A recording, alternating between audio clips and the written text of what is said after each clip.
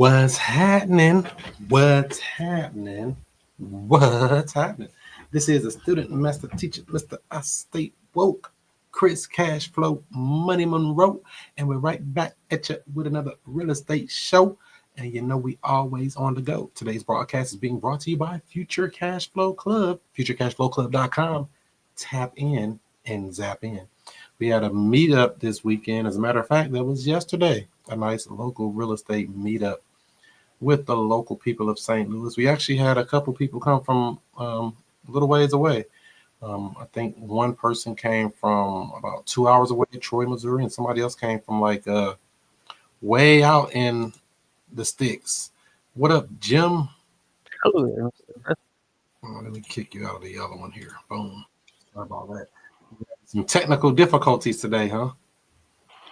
Yeah, I was having trouble with the camera. Oh, cool. Did you get that tenant buyer locked in and ready to go with some money down? What? Why not? They keep backing out on me. Why are they backing out? So I think I'm making it too complicated. You are. So I was having them wire the money, but I don't think just a Cash App or Venmo or hand me some cash or Well, generally, on my, let me see, let me pull up my,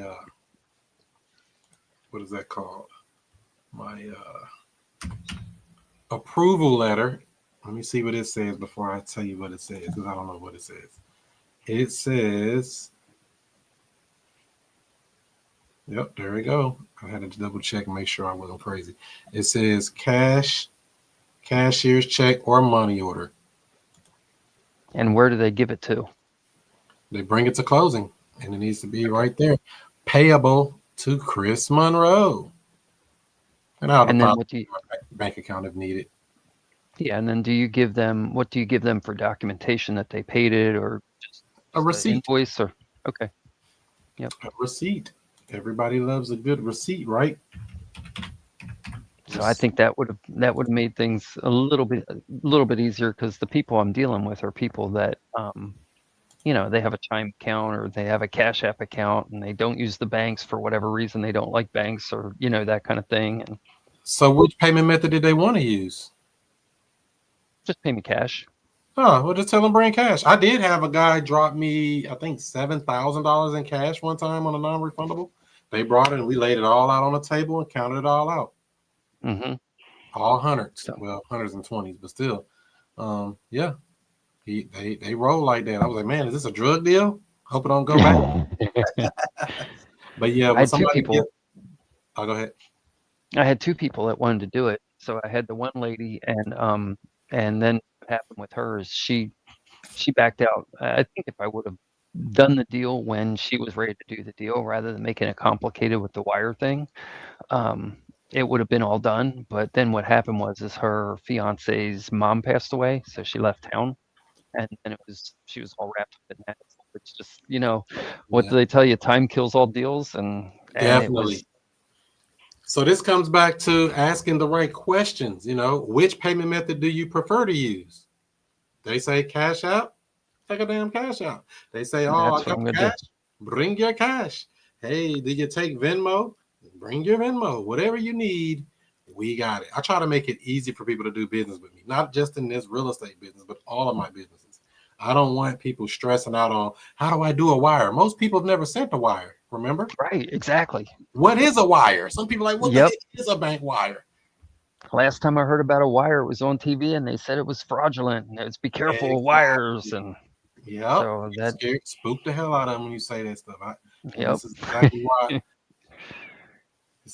why I don't do that. I mean, you tell somebody send you a wire, they like, I don't even know how to do that. She wanted to give me cash, But and take the she's cash. comfortable with cash, and that's what I should have done. You wasn't comfortable with cash? Well, I thought I had to have it documented, and I thought that wire is the best way to do it, and You overthinking, Jim. Take the money, you man. got it. We You don't got it. tell people no. Whatever payment method they paying, that's the way we slaying. If you sit up, somebody tell you I want to pay cash, I can write you out a receipt, or I can give you that receipt I just had on the screen. Very easy. Matter of fact, let me pull it back up So make sure we got that serious. A receipt. It ain't no big deal. We put the address, who paid it. If it's a non-refundable, this has a couple of payments. If they have to do multiple payments, we have it set up to where everything's in writing. That's all you need is paperwork to go along with it. Yep. So telling them to do a bank wire is definitely a no-no. I've never gotten a wire, as a matter of fact. What did the guy give me? $21,419 cashier's check. And they gave me hell cash at the bank he got it from, but that's a whole other story. But still, I took it to my bank. It was available the next day. No harm, no foul. But, making it difficult for people to do business with you is a huge no-no. How do you handle that, Art, when people want to give you a big check of money? And do you just take it, or do you be like, no, I got to get a wire? Yeah, I take the money however I can, man. Whatever they comfortable with, I feel great about. Yeah. I mean, like I said, I've done large transactions through Venmo. I've got non-refundables through Venmo from people, like right there at a house, seeing it right now. I bought vehicles through Venmo. A $7,000 van I bought back when I was doing Turo. Bought a vehicle through Venmo. I had $12,000 in there. I'm like, who want to take that out and pay a fee? Send it Venmo to Venmo. So I bought a vehicle with the Venmo money. Cash App, same thing. Large transactions. I got several people to pay rent through Cash App. It can be an accounting nightmare, to be honest with you, because you do have to document it for your bookkeeping purposes. But I'm not going to make that difficult on my customer, my client, the person that wants to give me their cold hard cash. Yeah, all my tenants pay me on Cash App. I'm okay with that. Yeah, it's documented. It's no big deal. It's not like it's a secret or, they don't know. The money came in. We know it came. We give them a receipt if they want one. And as a matter of fact, you can use a site like apartments.com for free, and it'll send them. They can take the payment straight through there. It'll hold your money for a couple of days, but still. Zillow does that too. Yeah, I've never used Zillow for the payments. Do they hold it for a couple of days, or they give it to you the next day? I think they hold it for 2 days or 3 days or something like that. That's too long, man. I need my money in like 24 hours. Everybody's playing the cash game. Yeah, they hold Keep your the money. cash rolling and hold on to it. Yep. They're making interest on your money while they hold it for those couple of days. Then they send you the money. Do Zillow take a cut? No. Oh, yeah. So they're doing the same thing then. Yep. They're making their money off the 3-day hold. Mr. Justin Holmes, how are you doing today? We flexed up, Mike. So if somebody wanted to give you some money to get in one of your houses, you going to tell them to give it to you on a bank wire, or you going to take it how they give it to you? I take everything but BMD. What is that? Black man discount. Oh, my God. Oh.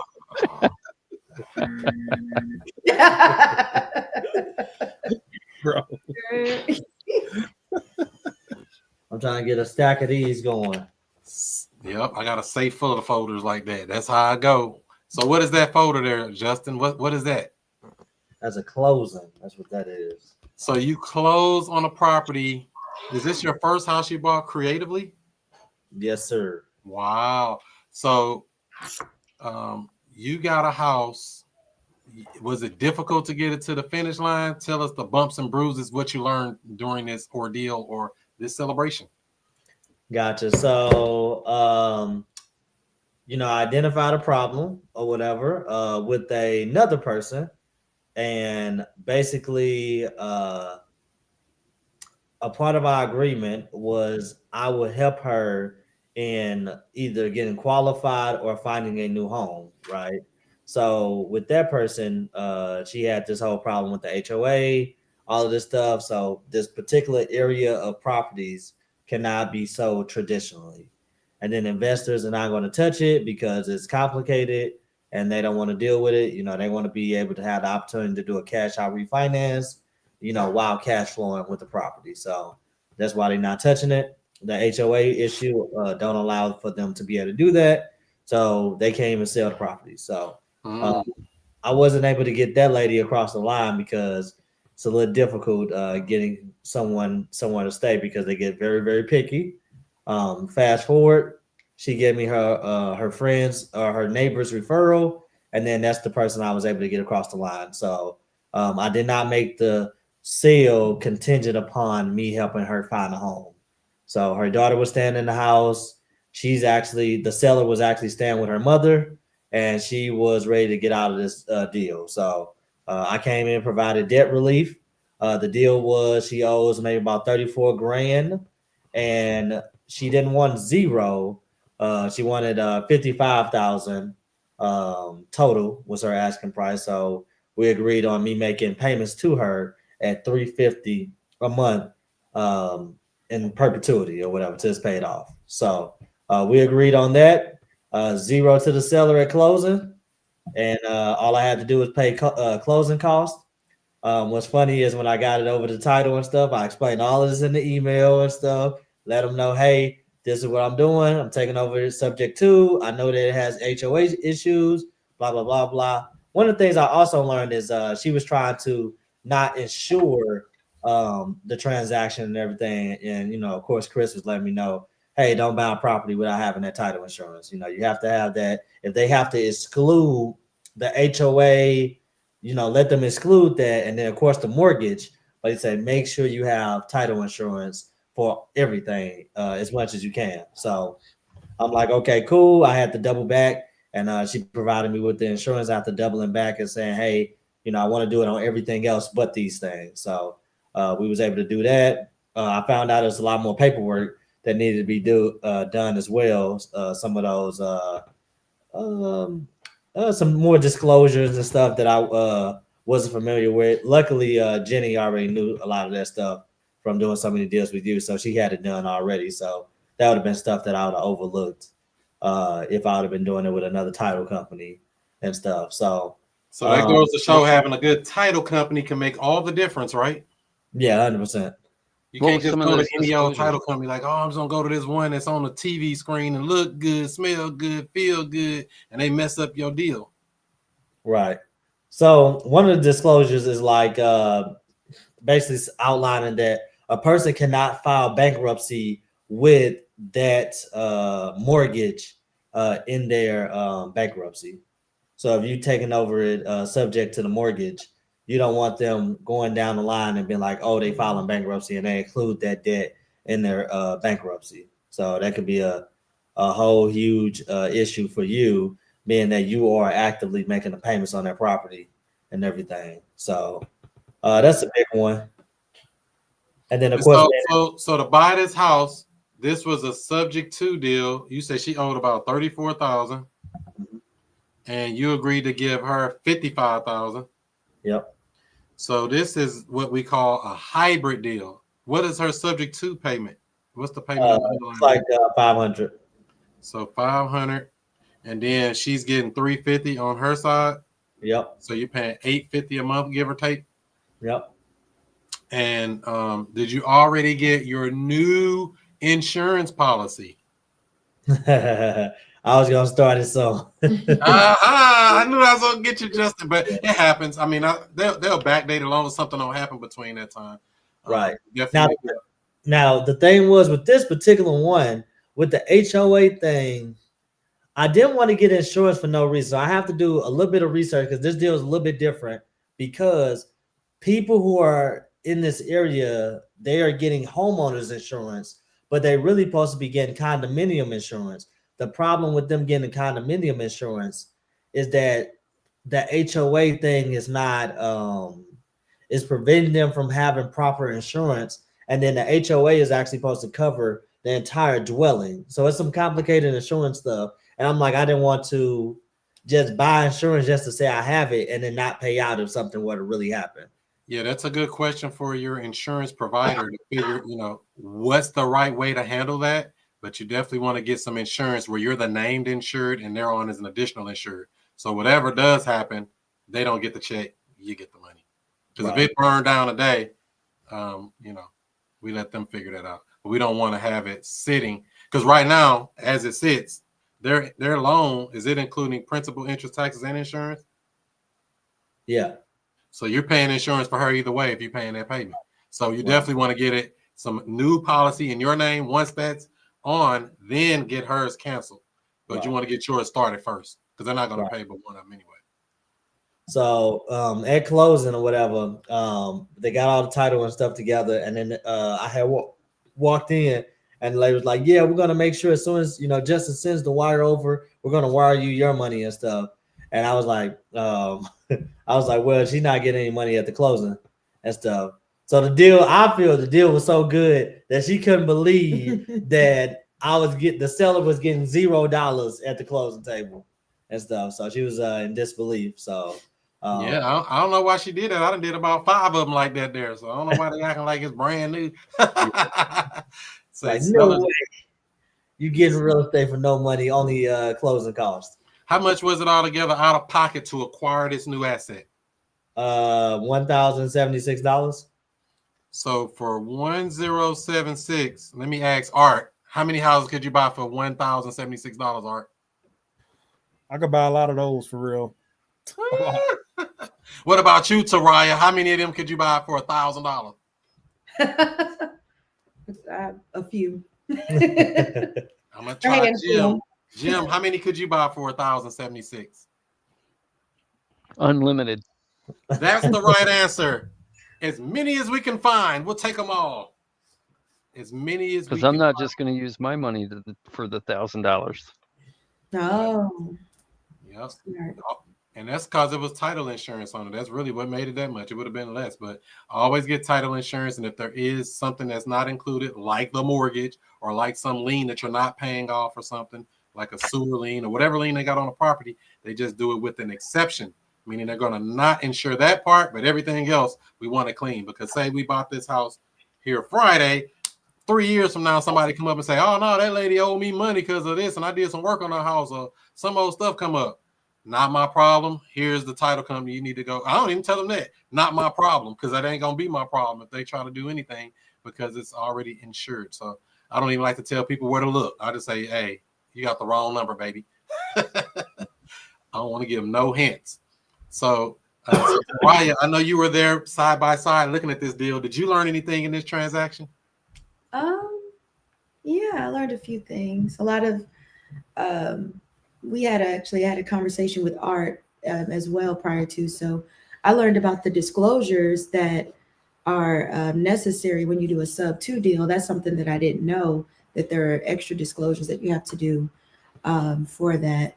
So yeah, and that was my first time sitting through an actual title, like an actual closing. So that was fun. Makes a difference, doesn't it? Yeah. So yeah, you definitely want to have your stuff covered when you're dealing with these people, because, and to be honest, who knows if any of this stuff would hold up if it did come to somebody later, but at least you got something. You're not going in there, oh, and they said, now what does paperwork say? Because your paperwork precedes you in court, correct? That's correct. So, hey, I got paperwork here, so I don't even need to go to court. Look at this. They're going to say, oh, drop the case.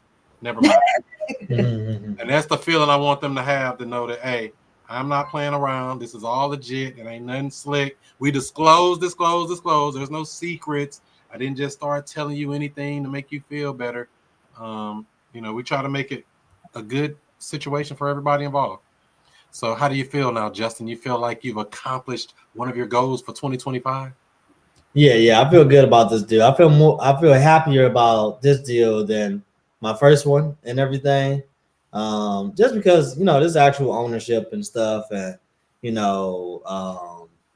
it's dope, you know what I mean? So, and then they starting to compound. I got 2 of those 4 rehabs this week. I got those disposed. So those are no inspection period, neither one, by 2 different buyers, 6,000 and 7,000 on those particular properties and stuff. So got those. We got the DeSoto property that done as well. So we got that. So there's 3 pending, and now I'm looking for more deals. So that's the thing. That's what I'm talking about. Justin, you out here swinging and bucking and bucking and swinging, taking massive action. So if you were talking to somebody brand new, thinking about getting into real estate, what kind of advice would you give them if they're like, man, I heard about this stuff, but I don't know? What would you tell them?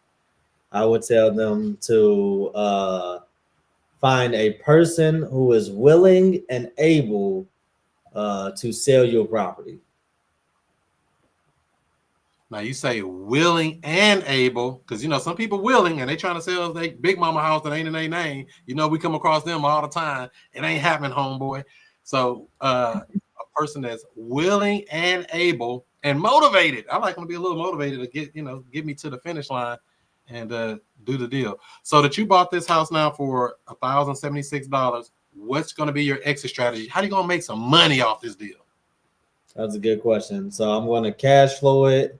I'm gonna find somebody who's going to give me a deposit, a down payment of a couple of grand or whatever. So that'll be all my money out of the deal, and then charge them maybe about $1,450 a month, and then make that every month, and then of course make the difference between the mortgage and what's owed to the seller, and just cash flow on that until they move out, and I'll put somebody else in it.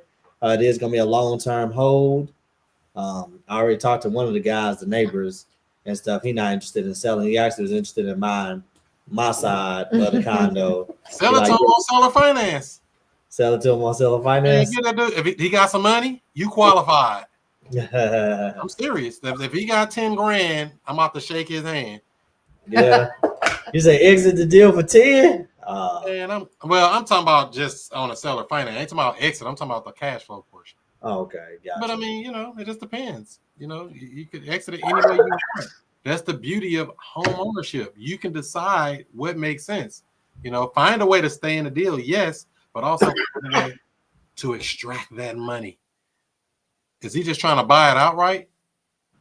Right. He a cash buyer. What do you want to pay for it? I didn't even ask him, to be honest. I just ask people, what you gonna give me for it? If it's a ridiculous number, I might sell that mug. If it's double what, say you said 55, what if he said I give you 110? You gonna let it go? Oh yeah, we letting that thing go. That's my point. I always ask, and I understand a lot of times I kind of jump the gun on stuff. So I say, wait a minute, let me stop. Ask, well, what would you pay for it? I'm just curious. You're a cash buyer, they're gonna be cheap though. Generally, I give you 20 grand. Man, get off my phone. Whack them if they start talking crazy like that. So, you give me 20 grand down, and I'll finance you the other 60. There we go. That's my point. So don't ever disqualify a so-called investor, because they all can get that work. What I say all the time: agents, wholesalers, investors, they out in the real world. They all get this work. It don't matter. Attorneys, Taraya, they all get this work. It does not matter, because you got the deal. You have possession. Who has control of the deal? You can do whatever you want, but I always try to find a way to stay in. And so also you said for the 55,000, they're getting $350 a month. What kind of interest rate did you give her on that? I don't discuss interest. So it's principal payments only. Is that how it's written up? Principal payments only. Okay, cool. Now, I don't know if you know the answer to this question or not, but when they did this as a hybrid deal, as it is, and we know you took over the first subject to and the second as a seller finance, did she give you a new promissory note and deed of trust for that, or they just put it out as just a number? Yes, she did. Yeah, she did. Oh, okay. Yeah, she wasn't letting that slip by, huh? So, sometimes I'll be like, ain't no paperwork. I don't really owe you that. No, I'm just messing. Oh, man. Ain't that grimy. Ain't that grimy. Now, did she do a deed of trust or just a promissory note? Sometimes you can do just a promissory note and then just not have it recorded. She did both. Yeah. Now, did she do both because she asked for both, or did she do both because you offered it both? Well, actually, when we went in the office, she actually had all the paperwork drafted incorrectly. She had it drafted as if he was going to buy the property outright and pay her $12,000 that day. So I think just the simple fact of her needing to redo the paperwork that day, it made her take a fresh look at it. And so she was just like, oh, I know you need to do a promissory note and you need to do the deed of trust, just because I know how a sub-2 deal works. So she might have overlooked it, but because she had fresh eyes that day, So who's the she, the seller or the title? The woman who works at title. Oh, okay. Yeah. Because the if the seller doesn't ask for it, then it doesn't have to be recorded with the deed of trust. So you could always just give the promissory note and just leave it at that, because that always leaves your second position open. Yeah, that's true. But that's getting deep in the weeds of creative finance. And we can even go deeper than that. Can we go a little bit deeper? So is that not, that's okay to do that? That's not like illegal or unethical?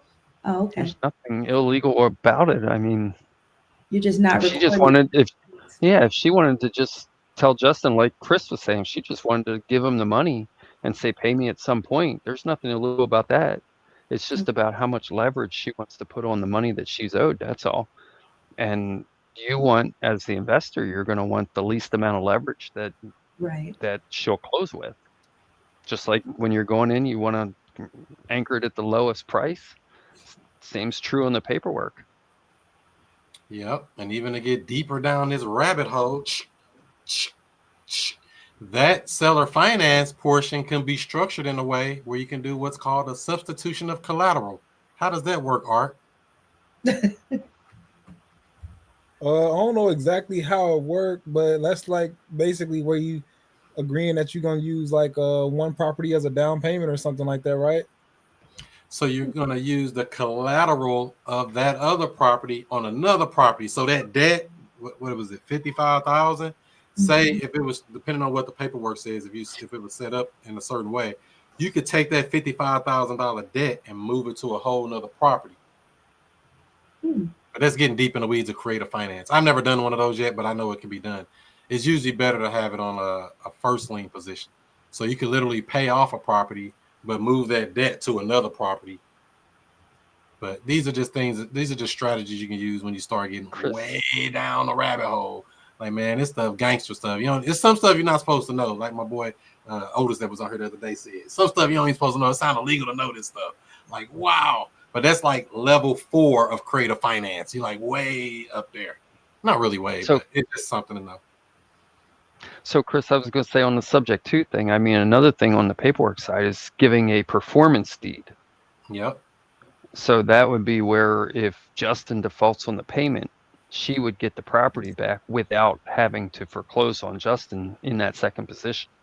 Well, that's something that can be done, but I generally wouldn't offer that. Sometimes that's people where I was ask for it. So this is stuff when you're really sophisticated in real estate. Most of the stuff we're talking about right in this little segment here, the general population don't know. Most agents don't even know you can do this stuff. They're like, oh, you can do what? Yeah, you can do anything as long as the buyer and the seller agree. And now paperwork says what it says, and everybody sign off is what it is. It is what it is. And that's why I was saying what I was saying there is because sometimes somebody might tell you that you need a performance deed, but that's, again, one of those things. If they're not asking for that kind of security, then that's where we're able to do what we do with the paperwork. I mean, give them what they need, ask them what they want, and give them what they ask for. And, you know, you might go to that subject to deal and the guy's really, really, really concerned about what happens if you don't make payments, and he's not going to close with you until you make him feel really, really comfortable. Then that's where you throw in that extra little, well, I'll also give you a performance deed and explain what that is. And then that might be the deal closer right there. Yep, these are strategies we use on those tough ones that are hard to close. We pull out our ace of spades and throw it on the table, baby. And sometimes those things, you know, even that's where the negotiation goes even further down the rabbit hole than just money. Because even it could go back and forth. Maybe if I'm going to give you that kind of money, then I'm not going to give you a performance deed. Correct. And so that's the beauty of creative real estate, is that creative. What can you create? What can you and the seller agree upon to make this deal mutually beneficial where everybody gets what they want and they go on? You know, I've seen sellers sign contracts without reading them. I've seen people sign closing documents without reading them. I'm like, you ain't even going to read none of that? Hey, it ain't, you know, luckily I'm a good person and then slip something slick in there. It ain't really nothing I can really slip. But if I did, it's like, damn, you didn't even read it. But then you'll get that one to want to read every little line and be like, what's this? What's this? Let's cross that out. Oh my God, I've had a couple of those as well. I just closed on a DSCR loan a couple of probably about a month and a half ago. And the closing docs were 120 some pages long. And the deed of trust was 5 pages long. Why was it so long? Or it was a promissory note. It was 5 pages long.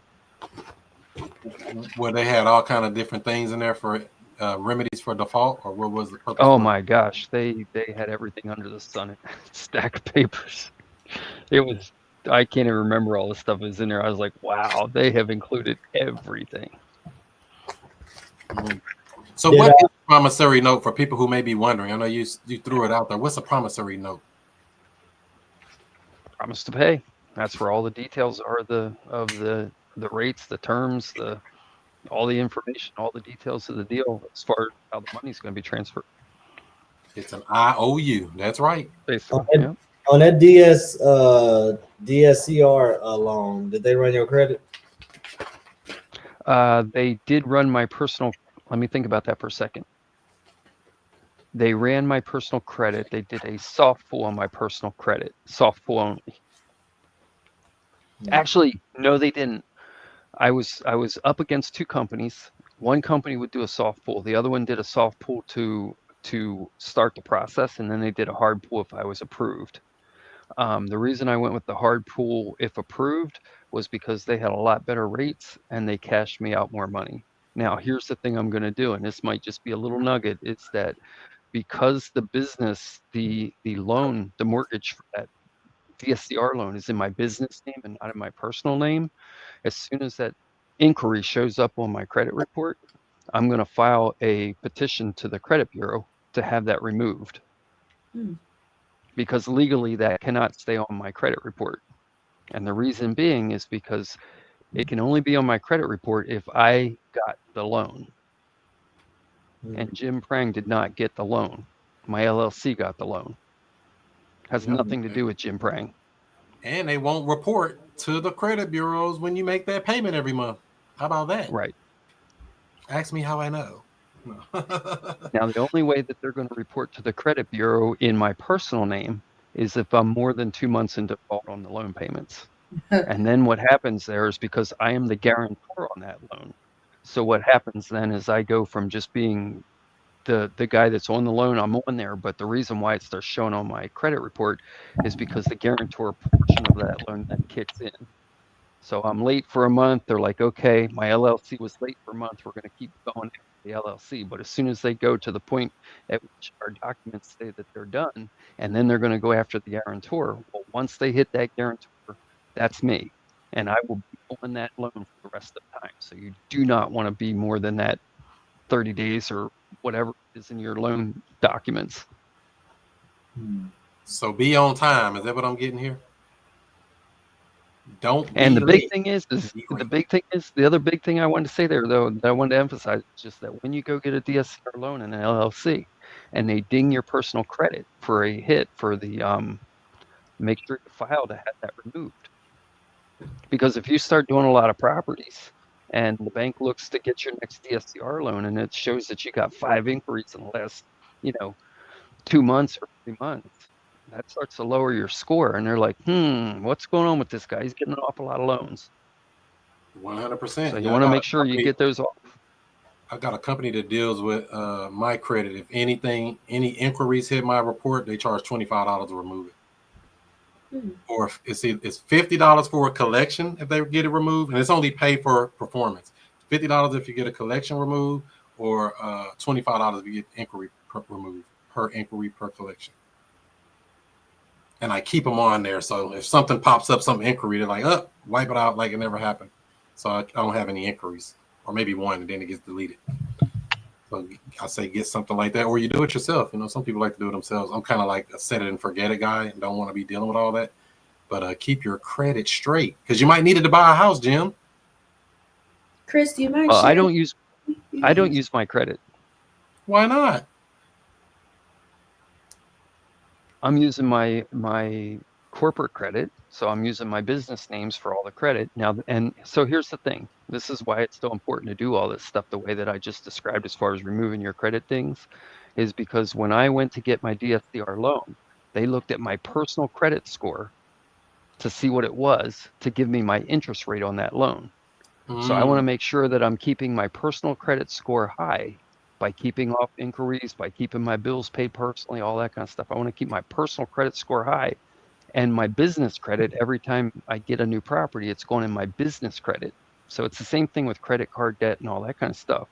I can get all the stuff I want on my credit cards, on my business credit cards and my business lines of credit, but I don't want it to touch my personal credit. So once once I got good credit score personally, I don't want to do anything more on my personal credit. I want to keep that score at an 800 or plus. You got an 800, Jim? 805. And I'm stuck in the 700s. Man, I got to get my numbers up. Come on, man. I So don't use it. now, so now I will sell my credit score to you. Okay, sign me up. Well, Art got an 849, so I'll just rather use his. I might have to hit Art up. Yeah, go ahead. Put me as an authorized user on all your credit cards. I'm ready. Let's do it. So that's what I do is I just put you, if somebody has low credit, I put you as an authorized user, and then I'm not going to give you the card. I'm just going to put you on as an authorized user. Yep, and you get all that history. And I've been on somebody's authorized user for, I don't know, some years now. It's only like a $20,000 card or something, but they don't even use it. So it just looks good on my credit report. Like, wow, look at all that available credit that I'll never use anyway. But it helps, especially when you, doing rehabs and buying all this stuff. And I mean, if I have to fix up a house, it's definitely going to get swiped on a card to get those points on that Amex Platinum or one of them cards. I got a win story on that one. Really? You got Yes, something I for do. free from swiping the card so much? Yeah, so my last house flip that I did, I took out I got a credit card for free by just stroking a pen, and they dinged my personal credit because they did an inquiry. My inquiry removal got it removed, so my credit score stays high. My card was for 18 months, 0% interest. They had an introductory offer that I think they paid 5 points or 5% for anything you drew on the card. So I took out a construction loan on the property. So I purchased the property with a hard money lender that gave me construction draws. So we put in, it was like $20,000 worth of materials and time and labor and all that kind of stuff. I paid everybody on that credit card, and nobody was charging me. Lowe's and Home Depot and all that, they don't charge you percentage when you use the card. So I was paying all that stuff and not getting charged anymore because I was putting it on the card. And at the end of the month, I took my pictures, sent them into my money lender. They sent me back a wire fee of, a wire for the $20,000, and I paid my credit card off with it. So you said you had And then 5% on that card? I had what? You had 5% on that card? Is that what you said? 5% cash back, or what was it? Yeah, on the first 50,000 that you spent on it. I'd be happy my little 1 to 3%. You getting 5% back? Come on, man. And so what happened there is when I did that transfer at the end of the 60 days, it took a little bit of time for it all filtered through the system. But the credit card company gave me I think it was $800 or $920 check for using their card, for using their money. Damn. Come on with it. Free and, money? And all I had to do was just sign the application to get the card. That was it. I didn't pay anything for the card. Signed the application. They gave me a card, said, "Here, go spend up." I spent it up. I paid it back, and they didn't get any money. They got nothing from me. And they told me statement credit or have it deposited into my bank account. And this is Justin's favorite stuff, that credit. He used to love that credit stuff, boy. Ooh, that was his first love before real estate. So then I took that statement credit. I took that $800 or $986 or whatever it was, and they asked me, do I want it as a statement credit to pay down on the bill, or do I want it put into my checking account? I said, into my checking account, because get this, now I use that payment to pay the minimum payment on my zero interest card. Because remember, I can leave it sit with money on it for 18 months, a year and a half, and never get charged any interest. So I'm this never is a paying business that card card, back. correct? This is a business Yeah. card? Okay, so Yeah. it don't even show up as utilization on your personal credit either. No. So, and I'm never paying that money back to them until it's due back to them. I'm making the minimum payment on that card every month until it's due, because as soon as I put it back on the card, it's locked up. As long as it's sitting in my checking account, I can lend it to people. I can use it myself. Once I get it off the card, which was what my flip did, then I could go ahead and start lending it out to more people in my group. But that 5% ain't nothing. That ain't nothing to play with. That's good money. Mm-hmm. You getting more than they getting in their bank accounts. So my plan is when I start doing more flips, is 5 or 6 cards like that, and just maxing them out. Just keep doing it over and over and over. So is there a card you recommend for business owners to go apply for and get that 5%? Amex is the one I like the best, but the one that gave me all the cash back, like the 5% deal, was Chase. I just applied for a Chase. I got a Chase account. Don't even use it.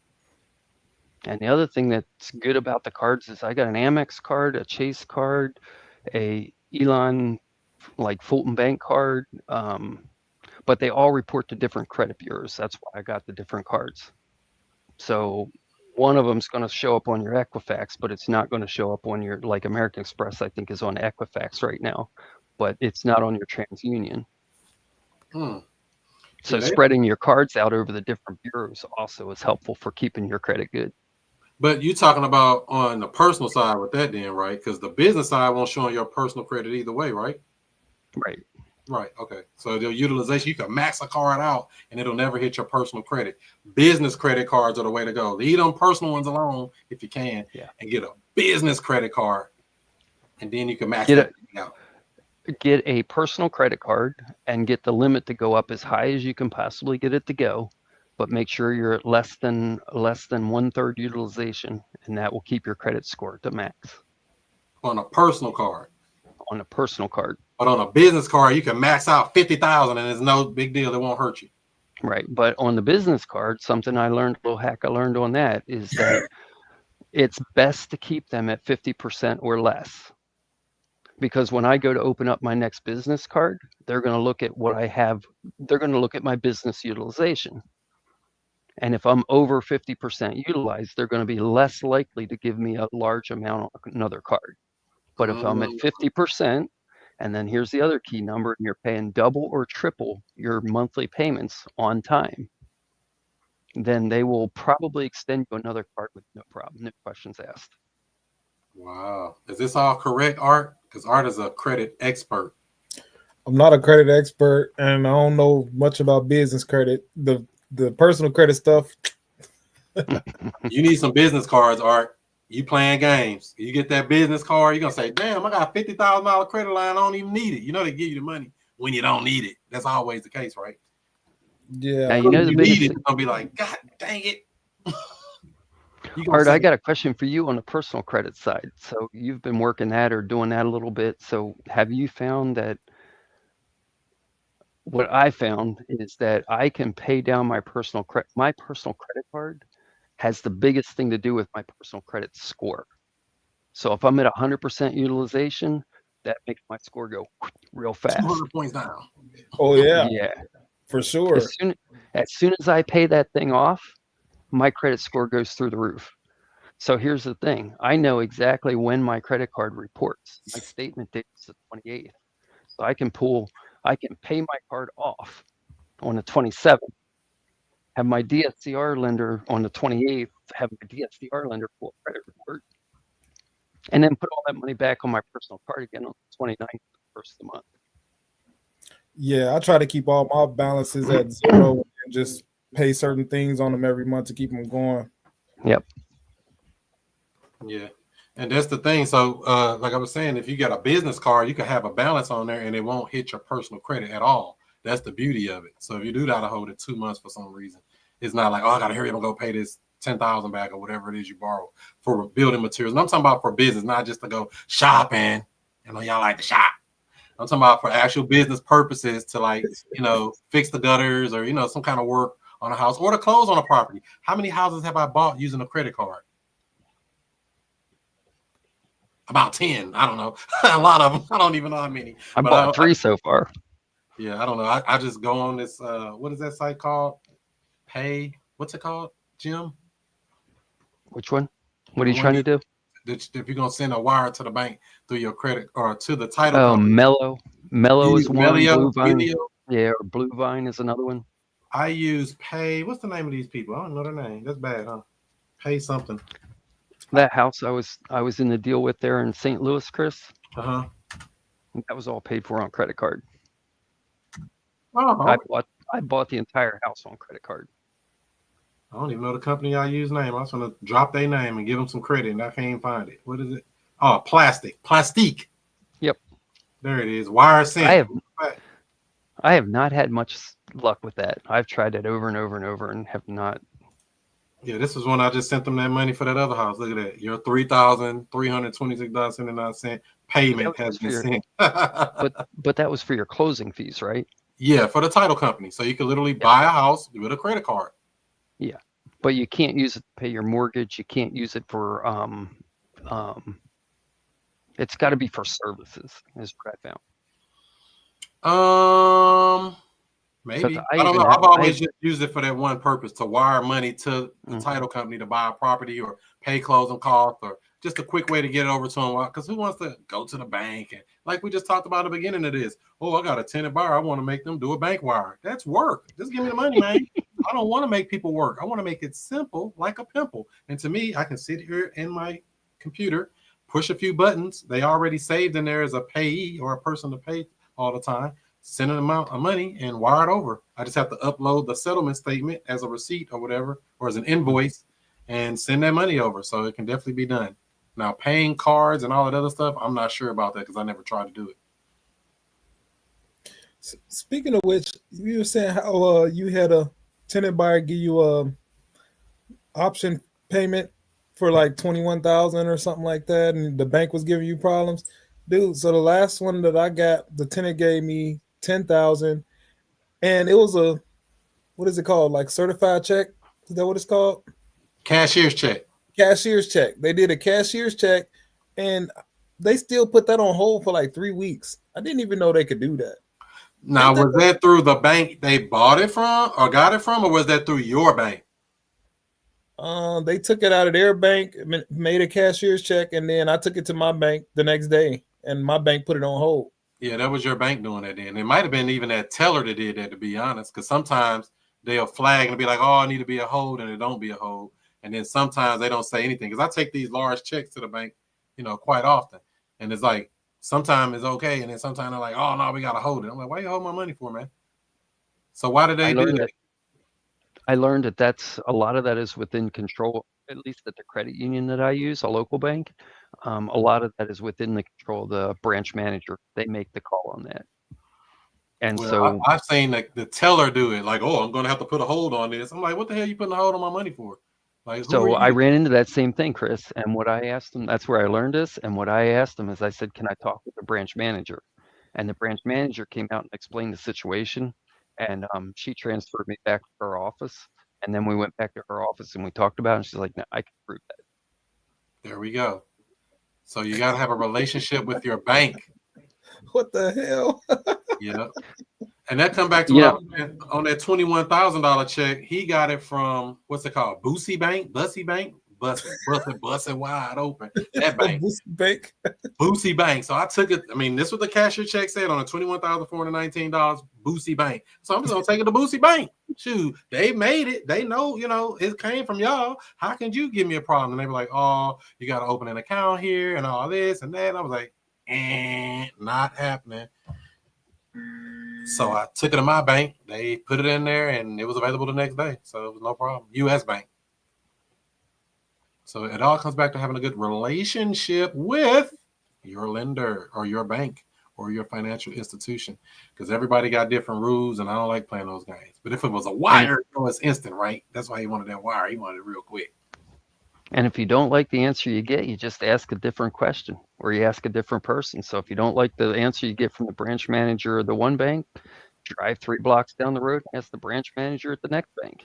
Matter of fact, that's exactly what I did. I went to one branch and they gave me a problem. I went to another one. They didn't give me no problem on that particular. Exactly. So, everybody does what they does. And I just try to, play the game how they do it. And at that time, I mean, that was my first big check in real estate. I mean, my other checks was, $6,000, $7,000. Them are nice size checks too. But I was like, ooh, $21,419 in one lump sum? Wow. What am I gonna do with all this? Then I started buying real estate with it and doing all kind of other stuff. So it was good. Make you feel better. So I like wires today, though. I don't necessarily do a lot of these checks and stuff. I do like wires if we're coming from the title company, because there's no delay. Like, oh, we got to make you out a check and let me see. Man, I ain't playing with y'all, man. And I've been through, I don't know, maybe 15 different title companies. And some of them have, if they give you a check, I take it to the bank that issued the check. So there's no delay, no hold, just cash it, whatever.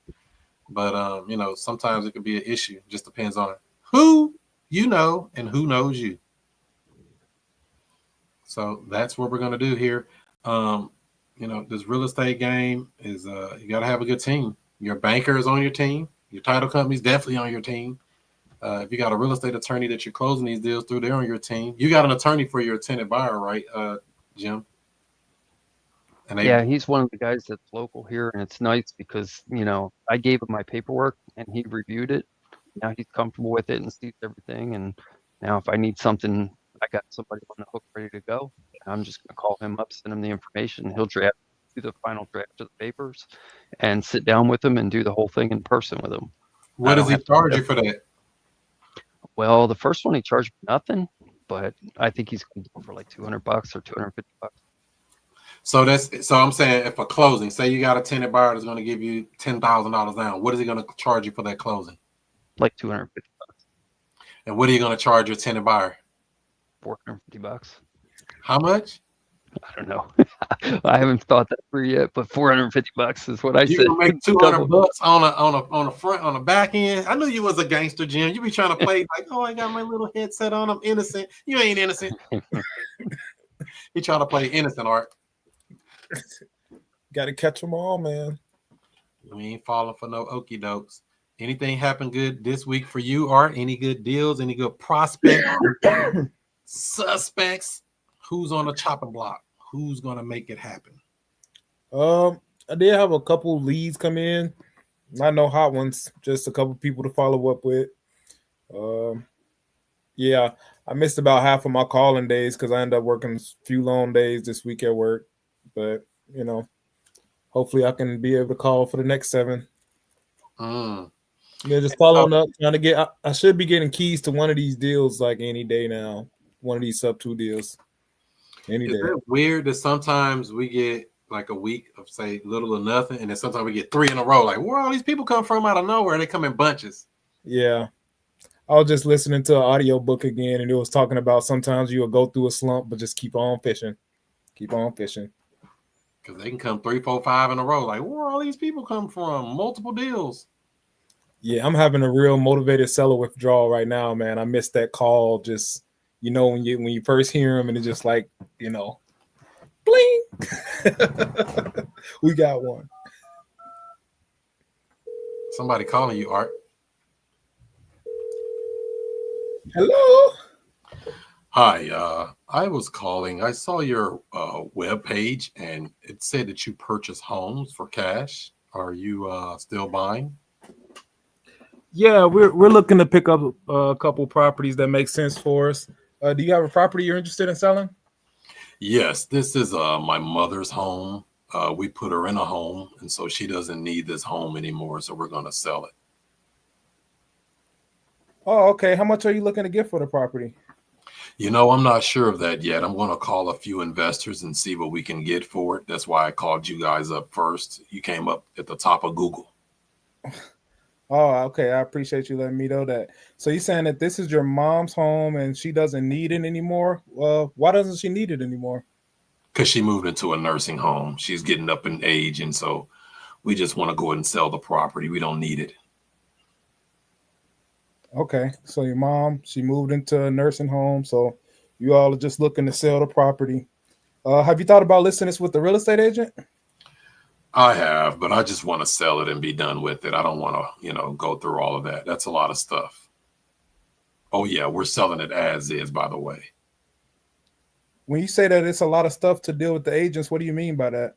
They're going to want you to fix stuff, clean up, stuff like that. So we want to sell it as is to an investor. They always say just sell it to an investor. Okay. I understand. Then if we could work everything out, how soon would you like to close? Well, she's already in the home. So, if we can close in a couple of weeks, I think that would be good. Your website says as little as 10 days. So if we can do it in 10 days, it'd be a good deal for us. Okay. So if we can close this in the next 10 days, that'd be good for you. So what repairs are needed on the property then? Well, it's a good house. There's nothing wrong with it. I would just say it needs some updates. You can live in it right now. Okay, when we talking about updates, maybe what kind of updates are needed on the property, sir? Well, it's just out of date. Nothing wrong with it. Everything's functional. We got a green bathroom from the 50s, a peach bathroom from the 50s, stuff like that. But you can definitely live in this house as it is. Okay. So did you guys want to come out and take a look at it? How does this go? How does this all work? Yeah, we'll take a look at it at a certain point. So the way the process works from here is while we're on the phone here, I'm gonna pull up. I'm sorry, can you confirm the address for me? 123 Future Cash Flow Road. All right, I got 123 Future Cash Flow Road. I'm gonna pull this up right now, see what we can do. So while I'm pulling this up, how's your day going? Well, it's been a pretty good day. We've been pretty busy, getting mom all settled in and moved all of her stuff out. We just, finished. We went to church earlier, so that was a good sermon and everything. So other than that, it's been a pretty good day. Thanks for asking. Oh, okay. Yeah, my wife made it to church today as well, and she was telling me that she had a good sermon as well. I'll let her know that you let me know the same thing.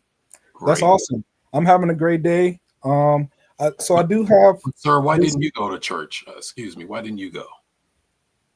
Oh, because I had an emergency call out at work last night, and yeah, I got in at a crazy hour. Oh, okay. Because it's very important that we sell it to a Christian family. Oh, okay. Wow, that's very interesting. I'm glad that you told me that. I'm hoping that we'll be the one that can buy this from you. So I'm looking right here. I see some property over on the next block over. I see a house that sounds like it's a similar condition, sold for $25,000. You said it sold for $25,000? Yes, sir. Oh, wow. Well, that must have been a dump of a house over there. It looked like it was about the similar condition. It looks like same bathrooms, year built. Well, ours is a four bathroom. We have an extra bath that's not showing on the websites on Zillow and stuff. On Zillow, our house said 200,000. So I don't know where they got 25,000 from. Maybe they just wanted to get rid of it really quick. Yeah, I mean, it sounds like you wanted to get yours sold pretty quick. You saying the next 10 days, and you don't want to deal with any agents, and you want to sell it as is. For something like that, what would be a fair price for you to sell it at? I mean, if you can get anywhere close to that 200,000, I will sell it to you right now. I got power of attorney, so I'm the one that's going to be handling everything for mom. So you want 200,000. What do you think the house will sell for after it's all fixed up? Probably 200 or more, like it says on Zillow. I think it said 203 or something like that when I looked. But if you guys are talking about 25,000, I won't waste any more of your time, sir. Oh, I was just telling you what the facts of the neighborhood is. I just seen that property that looks like comparable to yours. Seen that one sold, so I'm just telling you what I'm seeing. I'm not saying that's what we would pay. I'm not saying that. Oh, okay. I was saying 25,000 is too low. I'll donate it to charity before I sell it for that cheap. Okay, so let me ask you this. So if you're saying you want to sell this for 200,000 and it needs updates, about how much do you think the updates will cost? I'm not really in the business. I do stock portfolio management, so I'm not really in real estate. I know all about the stock market, but I know nothing about real estate. Well, I don't want to say nothing, but limited knowledge. So I mean, I know you probably can't do 200, but if you can get anywhere close to that, we'll be the ones that'll sell you the property. So, to be honest with you, if we're gonna do an all cash deal and we're gonna be closing in the next 10 days or so, and we're gonna buy it as is, we'll probably need to be somewhere around no more than 75,000. Okay, I'll write that down here. 75 is your offer. Let me call this other guy that's on my list here and see what they can give me. So what do you think about the 75,000? Well, I don't know. You're the first one, so I'm just going to call them and see who can give me the best offer. I mean, it sounds kind of low, when I hear it, but it may be what they're going for. Like I said, I do the stock market. I don't do this real estate stuff. So what's more important to you, selling for the price that you want or selling it quickly for cash? Well, we want to get as much as possible because those funds that we get from the house, that's going to go pay for mom's, her stay at this elderly care facility, and they're not cheap, Right. Okay. So I understand you need all of this money so you can take care of your mom. It's very important that you get your full purchase price for the property. So doing a quick cash sale probably won't help you out. If there's a way that we can get you what you need on the purchase price of the property, and we can set it up where your monthly payments will help go towards taking care of your mom, is that something that you would be interested in? Like I said, I'm not that familiar with this different real estate things. I'm just want to sell it and get the cash, and then we'll put it in an account for her. So it'll automatically fund her stay, while she's at this elderly home. Yes, sir. Yes, sir. I hear you loud and clear.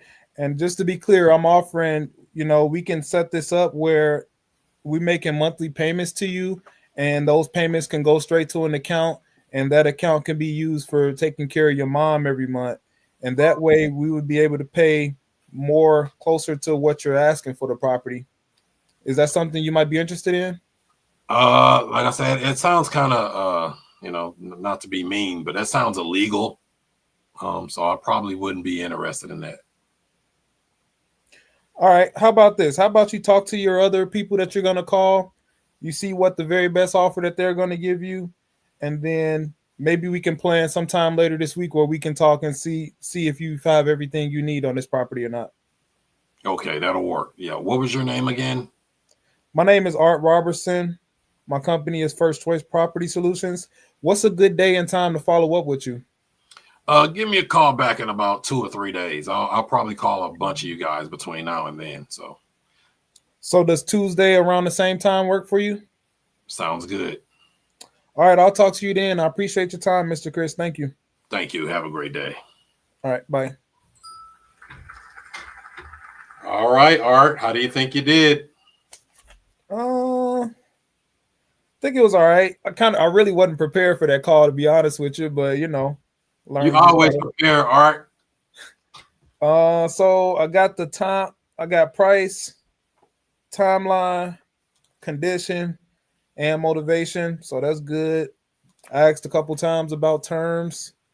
Anchored low on the cash deal. Yeah, I think I did what I could.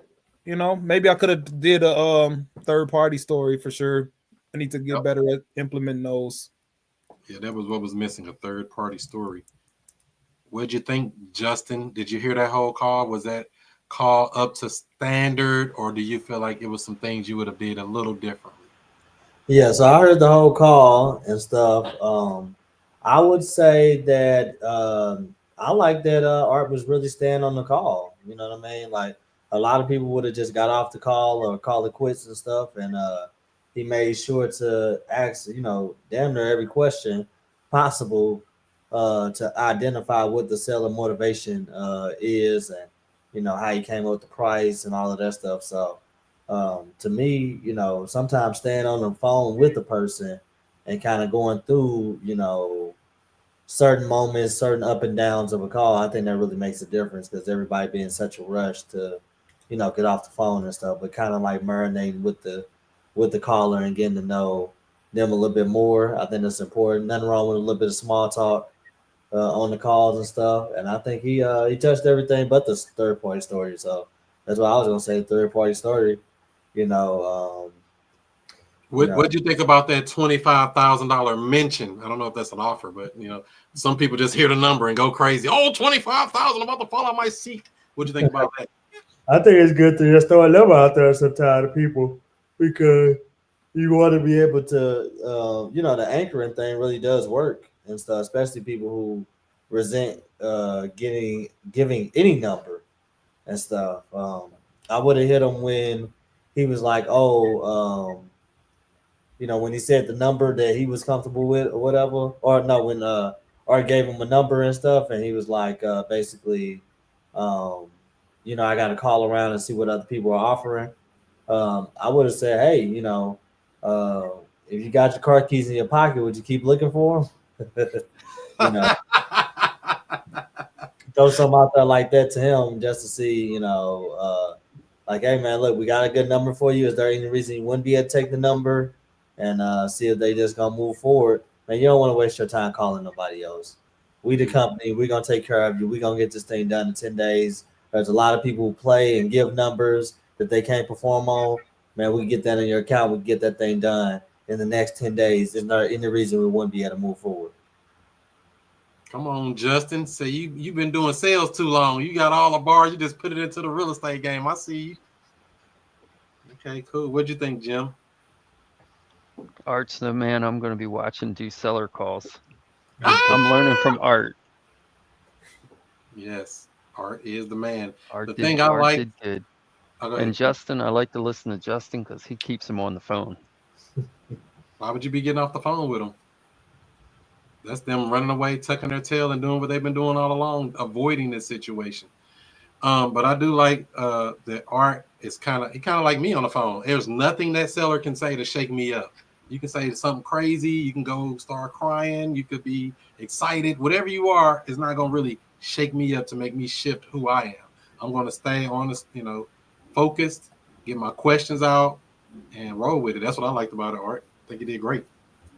Appreciate it. One thing I do want to point out is on the side here, as soon as the phone started ringing and I didn't have my framework anywhere nearby, what I did was just grabbed a little sticky note, wrote down timeline, condition, motivation, price, and I knew that I couldn't get off the call without getting those pieces of information. Just pointing out that this is basically how these calls should go. Like, I mean, I know it wasn't a great perfect call. I can add third-party stories, but the main thing is getting these 4 pillars of information every time, so that way we have something to follow up on. So just gotta make sure we're doing that. It's really that simple. And that's it. Timeline, condition, motivation, price. We're there to get those basic framework to even know, should we be on the phone with them? Should we be following up with them? Or are they just tire kicking? Or are they just calling anybody to see what they can get? Are they truly looking to sell? Some people just curious. I wonder what they would give me for it. No, don't get curious on me. You want to sell for real or you don't? What are we doing here? Because there are people out here that does that. So, Justin, you've been calling some of those people from that system. What kind of feedback have some of those tire kickers been doing when you talk to them and they're like, man, this person ain't even motivated? What they do is they will gridlock you to give them a number. That's one that they do extremely, extremely hard. I was trying to see, I just wanted to see what you guys might give me. So you want us to basically retire you is what you asked. 20 million. Well, I'm selling, hell. I'm like, so you want 100% of the equity. Sometimes I ask questions just to see how dumb they are. So you want 100% of the equity for the house that you're in. You're saying it don't need zero work. Chris taught me this one, which is a good one. Besides money, is there any other reason that you would consider selling this property? No. Okay, well, we're not the company for you then. That's just what it is. Yeah, because why are you selling anyway? If you don't really, that sounds like to me you don't really need to sell. I use that all the time too. Sounds like to me you got it all figured out. I do the takeaway in a heartbeat. I don't want to be the one aggressively trying to, please come work with me. Come on, please, let me buy y'all. No. I switch it up real quick and they trying to sell me the house before they know it. They're like, oh no, it's a good house. Oh no, I got good bones. All the bricks are good. All the love, everything good. Yeah, I want you selling me the house. I'm not forcing me to try to buy your house. I want you telling me all the good things on why I should buy it, especially when you get to know it all. Some of these people got 3-4 houses who I've been talking to, $1.5 million houses and stuff. And some of these people got a lot of property. So they don't even really mind leaving their property. There's not really an issue. But a lot of them just, I want my price, and that's what it is. Yep. And when you ask that question, other than the price, is there any other reason why you would be selling? We call that box the objection. We're going to box it. We're going to make you tell me what's really going on. What happens if you don't sell the property? I mean, it seems like you got it all figured out. You really don't need to sell. Am I getting that right? They're like, yeah, I don't really need to sell. Well, have a nice day. Or if you do need to sell, we're definitely looking to buy, but we want to make sure it's a mutually beneficial deal where you win, we win, everybody's happy.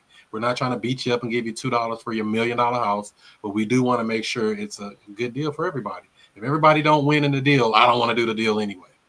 That kind of puts them at ease. Like, oh, well, he's straight shooter. Yeah, whatever. Just give me the deal I need. Cash, terms last. Is that what you've been doing when you talk to these people, Justin? Offering them cash before you even think about saying anything creative? 100%. I try to line them up. Are you doing that too, like that, Art? Cash, terms last, or you coming out with the terms off the rip? It kind of depends on how the call go, because sometimes on these pre-foreclosures, early in the call, these sellers are letting me know that they've been getting beat up by investors with cash deals and they don't want to entertain it. So in those scenarios, then I kind of like get into it a little bit earlier. But on the normal call, yeah, just try to go cash first, cash, get them low. Then I was just watching another video saying they, it was like Pace and Jerry, and they were saying how like they really kind of do like a 3-step thing. They'd do cash first, then they'd do terms, and then if the seller is stuck on the price, then they'd do terms with they try to negotiate no money down on those. Like, 100%. Obviously, we're trying to do no money down as much as possible anyway. Nothing down, for sure. And some of the best deals, I mean, I've done nothing down deals and I've did money down. Some of the money that I put down was some good deals. Sometimes you have to bring some money if it makes sense. Some deals make sense to give that seller a little some incentive, a little motivation, especially if we're talking nominal value, 3, 4, 5 grand. It ain't like, oh, I need 75,000. Like, well, damn, what the house worth? 350? No, the house better be $1 million if I'm gonna drop you 75,000. In real life, I mean, but there's some people like, oh, the house worth 125, but I need 75,000 down. Well, that's too close to my cash offer. My cash offer ain't nothing but 70. And you talking about you want 75,000 down? No, sir. You just need to sell it outright and be done with it. So understanding their motivation is very important. What you got, Jim? I did a couple of house calls this past week. So I've been doing a lot of the stuff where it's creative, but these two were both cash. And actually, they came to my lease option, and on their way out the door, they told me they had a house to sell. And I was like, well, I buy houses. So they gave me their address, and I met them over at their house to talk about what they'd want. And so cash was the way the lady wanted it. So that was new for me because I'm usually trying all these creative deals and that kind of stuff. So we anchored in at a low cash price and went from there. But, so that lady that was moving into that was looking at your property that you have for tenant buyers has a property she wants to sell. Mm-hmm. Did she like your house? Yeah. Love it, Justin. Shout out to Grant Cardone. If you so she has a property she wants to sell, but she does like your property, correct? Have her put her property up as the down payment to move into your house. That's exactly what I was going to do, because I'm in a DSCR loan, but she wanted to buy mine outright, so I would have had to pay the prepayment penalty, but I was willing to do that. Does she have the cash to pay what you need to sell that other house for? Yeah, but time kills all deals. Come on, Jim. You got to hang out with Justin a little more. He's speed to the skid marks to the closing table. We got to pick your pace up. She wanted to talk with some other people, and so she wound up talking to her brother or something like that. And he talked her out of it, talked her into staying at the house she's at. Told her that she's old enough, she doesn't want to move up to a bigger house with mortgage payment, and get out of a house that she's free and clear on into a house that she's making a mortgage payment on. And her house needs a service upgrade for electric. Her house needs a service upgrade for electric, and it needs a new HVAC system. But other than that, it was a nice house. Give me her number. I'll call her. That amazes me how many people love to have more house than they need. Yeah, that's what. That's just her.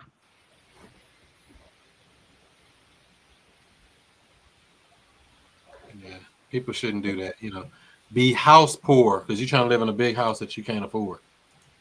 But that's the American way. Right now, I'm negotiating a deal for my friend Devontae. He might be on the call or whatever, and he just is paying rent in a house that's like four bedrooms, $350,000 house and stuff. And I'm like, man, you don't need to be paying rent, man. We need to try to buy this thing. So he had a rental company that he was paying every month who got him into the property. So I was like, I'm like, man, let's go ahead and call up the sellers directly. So I got in contact with him. I pretended to be him, and we made contact. We sent the offer, emailed over an offer and stuff. Um, they didn't respond, so then we got um, I guess, got the brokerage company who was renting it out involved. So now they just sent the counter offer, and we're gonna send another counter on it and stuff. So that's a cash deal. it will be. Of course, we're gonna sign something that say contingent on financing because he gonna get a mortgage out for the house because they wasn't open to doing they wasn't open to doing the seller financing. Contingent on financing, one of everybody's favorite lines. That's your easy escape clause. I can't get financed, so I can back out. Mm-hmm. So Justin, he's renting this place, and then he was going to buy it off of the landlord. Is that right? I tried to get him to buy it off the landlord. Yeah. Mm-hmm. Yeah, and they didn't play ball. And you couldn't get it. You couldn't talk him into doing a seller financing, telling him he doesn't have to be the landlord anymore, and he still gets paid. Couldn't do it. They ain't go for it. But think about how that sounds. Why would they need to do that? If everything's stabilized, they have a property manager handling the property, they have a paying tenant. What problem are we solving? That he was about to get ready to move out, so he wanted to. We put in the offer right before the move out to say, hey, we want to buy this property. Did he put in his notice to vacate? Nope. So it ain't really moving out then in the seller's mind. See, we have to think, if I was in that seller's mind, what would I be thinking? I don't know nothing about him moving out. You know he's moving out, but the seller don't have that registered in their mind that he's moving out. Right. And Chris, you brought up a good point too, as to what problems that's solving. And even if he was going to move out, that may or may not be a big deal for that property, for the owner, because he's got a property manager and he knows that's just the rhythm they always go through. So they'll fill that place up again. This house I live in was bought that same way. The seller was afraid that the tenant was moving out. His payment was $1,050 a month, and they were paying $1,100 a month. So he got zero cash flow. Mm. So, and then he's like, oh man, they moving out too. So I got to pay that whole thing. I'm selling it. And it wasn't late or nothing. And the house was beautiful, move-in ready when I got it. And I paid that little $1,200 in closing costs and bought that bad boy. How did you get the lead? Referral. Wow. A wholesaler brought it to me like, oh, I can't do nothing with it. He ain't got no equity, but he want to sell. Bring it on home, baby. I know what to do with it. Wow. So definitely be connected with your network, connecting with people that's in the business. Hey, you got any deals? That's what I tell the agents. All the agents I meet, wholesalers, hey, you come across a deal that somebody needs to sell and the numbers don't work or look too funky or look kind of like, hey, I don't see no way to make it work. Bring it to me. I'll see a way or find a way to make this work, and I'll make sure you get paid as well. Wow. It happened multiple times. I've done about, I don't know, a handful of deals like that. Wow. My first subject too that I bought, which currently I'm holding and renting, was brought to me by a real estate agent that was a referral. They found out that they were in a foreclosure, coming up foreclosure, and that they weren't upside down, but they were close. But they had a wonderful mortgage rate. Wonderful. So how low was that? Well, it's wonderful. For a little while ago, it was I think it's a 4.5, something like that. But it was a heck of a lot lower than what I could get in last December, when interest rates were like 7.5%, 8% for investors, 8%. Really? More money, more money, more money. Yeah, I think I'm gonna call some foreclosures tomorrow. I'm And the motivated. other thing is that his payment was, he was 10 years into his loan. So his mortgage payment was that's what made it favorable, because if I would have originated a loan on that same house, the mortgage payment would have been $500 more a month than what it is right now. That's why I And never so, originate any loans, and I don't put new loans out for that reason. right. It's gonna cost more money every time. So taking it over subject to was the only way that it would work. Everyone else said it was a no deal because they, by the time they originated a loan, like a DSCR loan, the payment was going to be more than what they thought they could get on rent. And you starting over a brand new 30-year clock when you already got 5 years, 10 years, however many years in. Hell no, I ain't starting that clock over. We gonna take it over where it's at right now. Well, in this case, the guy actually did a loan modification, and so he had to take some of the arrears and put it on the back side of the loan. So it's a 40-year loan. But here's the beautiful thing: it didn't change his monthly payment. So his monthly payment was still what it was 10 years ago, and that's what made the deal a deal for me. That's right. Where'd Yeah. Tarada And then go? I meant to ask her about that guy that she stopped the auction or did his thing with before she left. She escaped. Yeah, she sleep. She already night. But yeah, that was that particular deal. That's what makes me know we ain't working hard enough for St. Louis, Justin. How did that guy slip through the cracks? Nobody reached out to this dude. He motivated to sell his property. It comes across my desk, and he like, hey, my auction's Wednesday. I'm talking to his cousin or somebody Sunday. I said, yeah, get him on the phone with me. We can see what we can do. We get it over to Taraya. She goes and does a TRO, temporary restraining order, to stop the auction for 10 days, or really more than 10 days. I forgot about that strategy. Yeah, that's what just happened. But he wants to, he's trying to stay in the house. So that's why I'm not really pursuing trying to buy it or nothing right now.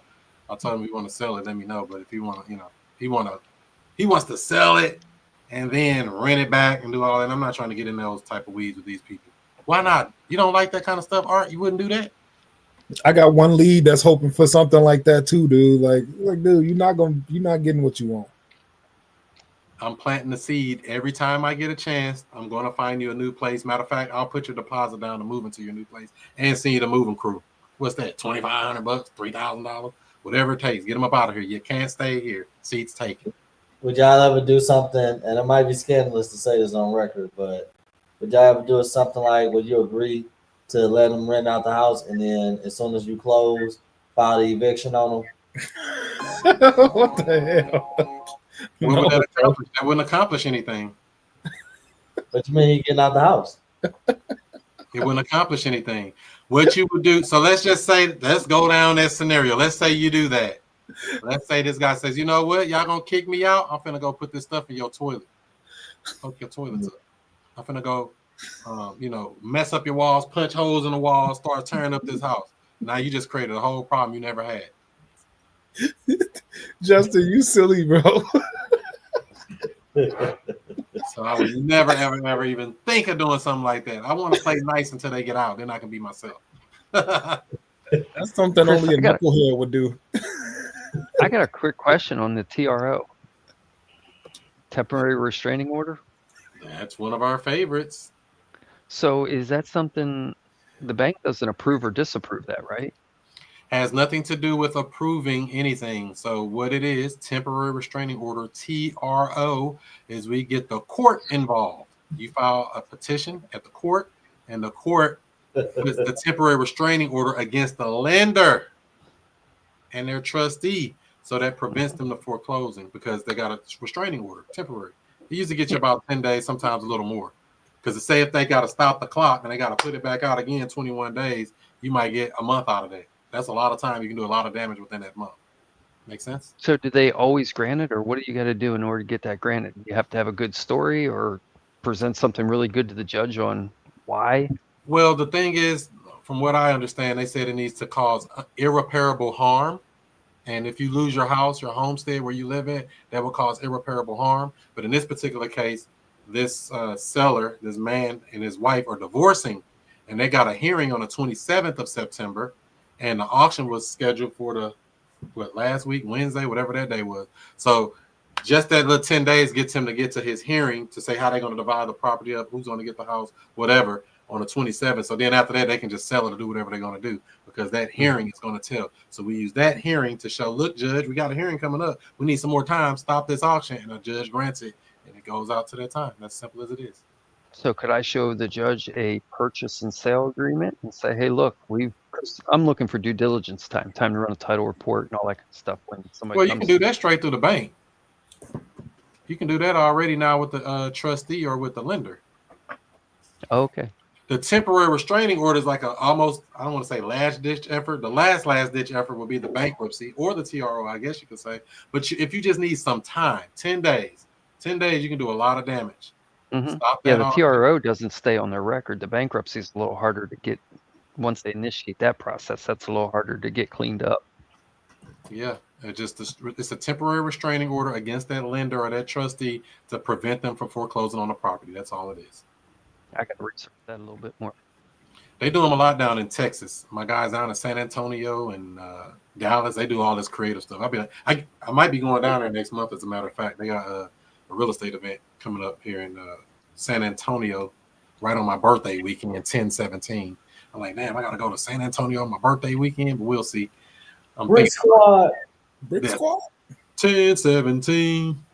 So yeah, I think I might be going down there to that, and they do all that stuff, man. Every time I go to Texas, I be like, man, these dudes, when they're kind of creative, they creative. We playing up here in this little Midwest and all this stuff. We playing games down there. They gangsters with this stuff. That's where I first heard about a TRO, a temporary restraining. I've heard of it before, but it just didn't even dawn on me. I didn't even think about it for this because I get a lot of people that call me up at the last minute, like they've already exhausted all their options. Because I knock the door early a lot of times and get good rapport and that kind of thing. But then they call me when they've tried all the wholesalers, they've tried the real estate agent, and then we're down to the last couple of days, and then they call me. And if I could find a way to give myself time to do my due diligence, I usually like to have that in parallel. So I like to be doing that while they're doing their other thing.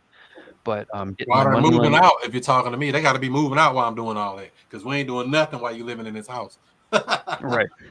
So, but the temporary restraining, I like that because that would be one of those things where I could be more like you, where I don't do anything until they file that temporary restraining order. And now I can say, okay, now they really want to sell their house. Well, they're not necessarily filing it. We go step in and get involved because they can't do anything. As you just said, most people, when they come to us, they're like, hey, I'm needy. My auction in 2 days. I can't do nothing. You can wire the money over. We already know how that go. That's one way to stop that auction. You can do that purchase agreement with the proof of funds. Or you can do The that bank doesn't always take that though. It depends. It depends on the situation. I've stopped several with that and the settlement statement. That's been the biggest thing I've been asking for lately. And so I got a little, well, I don't want to say it online, but I'm looking thing already pre-made. That's a settlement statement, just fill in the blank and it's ready to go. So I'm looking for the tools in my checklist so I can go down because I've had somebody stop an auction with just sending an email. They told me just send an email to our loss mitigation department. We'll give you another 30 days. So I mean, sometimes it can be that simple. Yeah. So I start with that simple. That's where I start. But as I'm working down that list, the TRO is one to add onto my list that I didn't think about.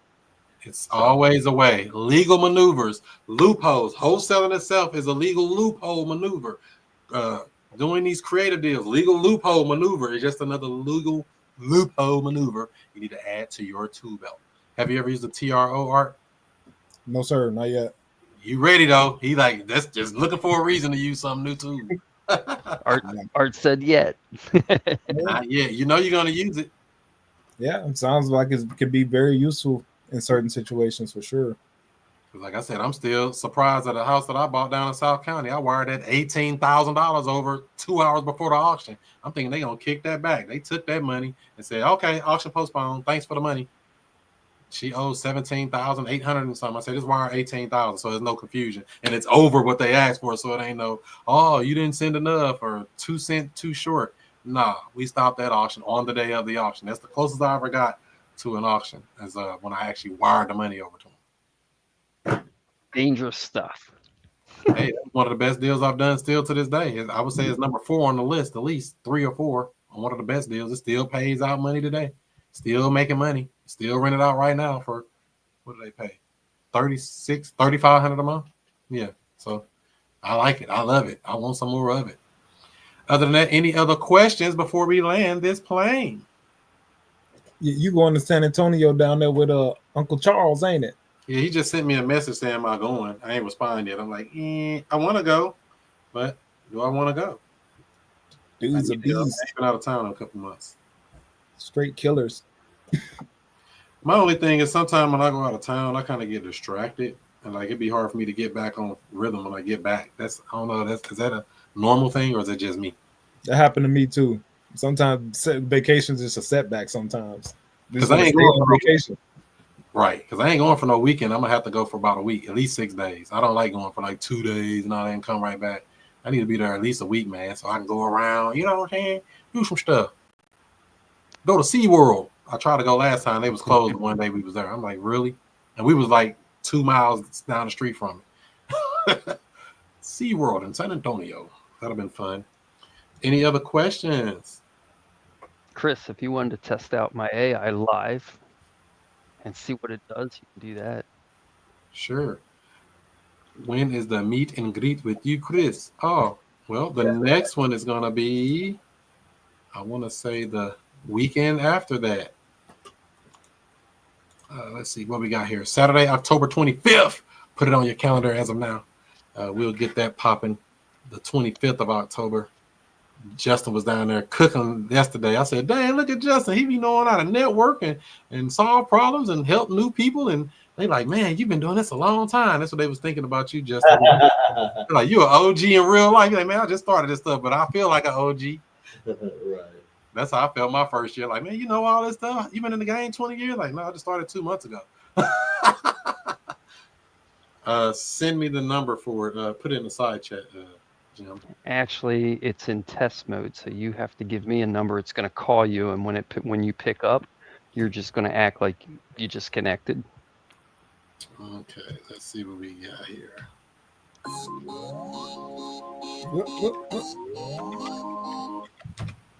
My bad. There's the number to call. All right, let me grab that real quick. Let's see what they got. Hello? Last call for alcohol. And you can. The property is 56 Main Street in Madison Heights, Virginia. I don't want to know I'm gonna ask nothing. I just want to go in. I like blank Okay. calls. I'm a dumb Okay. seller, dumb buyer, dumb this, dumb that, dumb liar. All righty, we'll see what it does. The least I know, the better. Because I'm going to test it. We'll see what it I'm going to does. do like people do. Test your might. Give this video a thumbs up. Give it a like. Give it a share if you care. Let's see. Is it calling? And here it comes.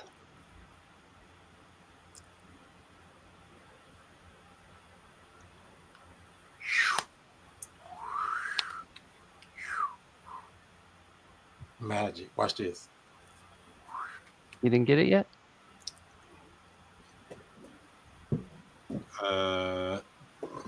Right here looking. Unless I got to get my other phone. I got like too many phones. How many phones you got, Art? This one.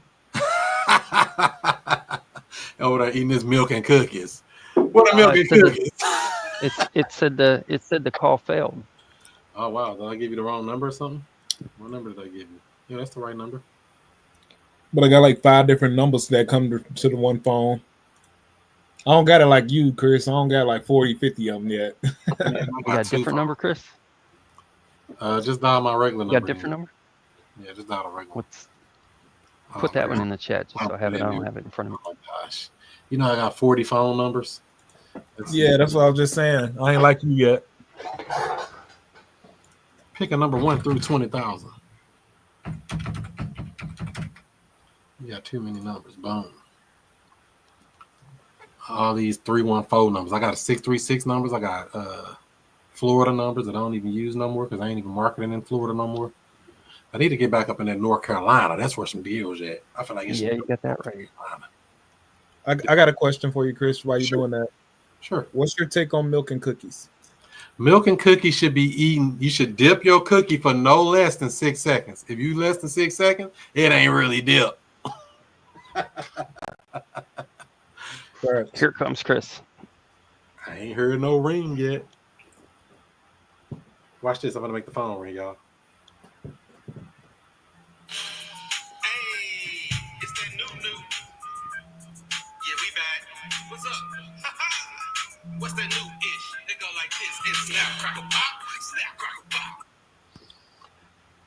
Hello?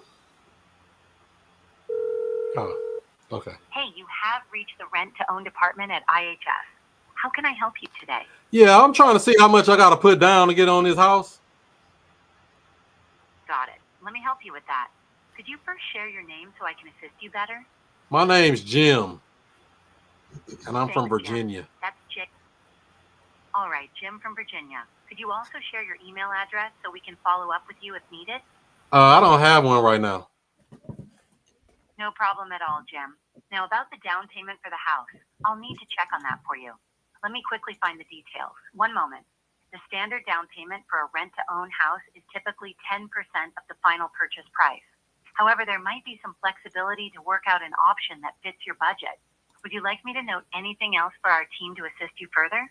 Yeah, I mean, what if I got like 2,000 down? You think I can get in there with that? I hear you, Jim. While the standard is 10%, it sounds like you're asking if $2,000 might work. That's something our team can definitely discuss with you to see if there's flexibility. I'll make a note for them to review your situation and get back to you. Anything else you'd like me to include? Yeah, what happens if I decide to not buy the house? Or just tell me like a little bit about how the program works. I couldn't find specific details about what happens if you decide not to buy the house, but I'll make sure a team member reaches out to explain that and provide more information about how the program works. Would you like me to include anything else for them to address? Yeah, I mean, my credit score like a 520. You think I can get approved with that? Good news, Jim. Your credit score isn't a barrier here. The program doesn't require a specific credit score. Your job is considered your credit. It's designed to give people a second chance while working through past credit issues. Does that help? Let me know if there's anything else you'd like me to note for the team. Yeah, that helps a lot. I mean, how long does this process take? Can I move in this week? You could be in your house as soon as this week, Jim. The process often takes just a few days. It's quick and designed to get you settled fast. Anything else you'd like me to check for you? I had an eviction on my record. Will that be a problem, or will I still be able to get into this house? An eviction on your record doesn't disqualify you, Jim. Mistakes happen, and the program is designed to give people a second chance. You still deserve a home. Anything else you'd like me to check or note for the team? Are you like artificial intelligence, or are you a real person? I'm an AI, but I'm designed to sound as natural and human-like as possible. My goal is to make things easy and clear for you, just like a real person would. Let me know if there's anything else I can help with.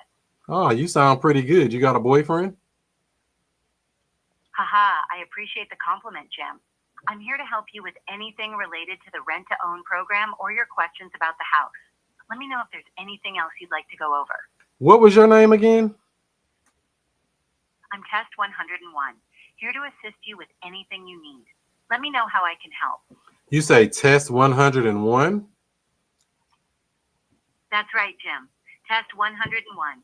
It's just my name as your dedicated assistant here at IHS. Anything else I can help you with? Oh, can I use my Section 8 voucher? I forgot to ask you that. The rent-to-own program is a home ownership program, so unfortunately, Section 8 vouchers can't be used. However, if you're still interested, the team can work with you to explore other options. Let me know if you'd like me to note anything else. Is this like seller financing, or what is this when I buy the house? I couldn't find specific details about whether this is considered seller financing, but the rent-to-own program is designed to help you transition into home ownership. A team member can provide more clarity on how the purchase process works. Would you like me to note this for them to explain further? Yeah, definitely note this. And I also, I mean, you know, with you being an AI, how do I know if this is a scam? I totally get where you're coming from, Jim. It's smart to be cautious. IHS is a legitimate company, and I'm here to assist you with accurate information. If you'd like, I can also note your concerns, so a team member can address them directly and provide any additional reassurance you need. Does that work for you? It sounds good. I mean, are you able to connect me to a human right now? I can't connect you directly to a person at the moment, but I've noted all your questions and concerns. A A team member will reach out to you soon to go over everything in detail. Is there anything else you'd like me to include for them? Yeah, how many houses do you have available right now? She hung up on me. She had enough of me. She couldn't take. She said, "Boy, that boy got all kind of questions. You got the right one. I don't run out of questions, baby." My test only has 5-minute call. It's got a 5-minute call max. So that's why I just abruptly hung up. And the other thing That is, system there, Art. What'd you say? What'd you think about that system? I think it's pretty good. I can see the benefit of it. You can quickly find out what somebody is saying they got down. But obviously there's a follow-up call that still got to happen there. So, yeah. Wow. and then I get the recording, I get the summary notes, or I get the recording, I get the transcript, which is searchable, and I can take every information like bits out of that transcript and insert it into my contact information. So, it's gathering everything in the conversation. And Wow. then it gives me a summary. So all the things that it was noting, it will give me a bullet point summary and it'll email it to me so I know to give you a call. And if it was not in test mode, it would have connected you with a person. Oh, okay. So it can connect. See, I'll be asking the right questions. What'd you think about it, Justin? Was that a good artificial intelligence responsive system? I think that thing was amazing, honestly. I might have to consider getting something like that myself. Now, for people wondering, Jim, what would something like this cost? The initial cost is the $3,000 a year for the program. Man, I'm gonna have ChatGPT draw me up something like that. Give me the code and give me a thing like this, ChatGPT. Off the table. But you can really like do a lot of stuff with it. I mean, like right now, that's just the basic voice and all that kind of stuff. But you can change the voice inflections and have it emphasize things and pauses between. And I mean, you can do a lot with it that way.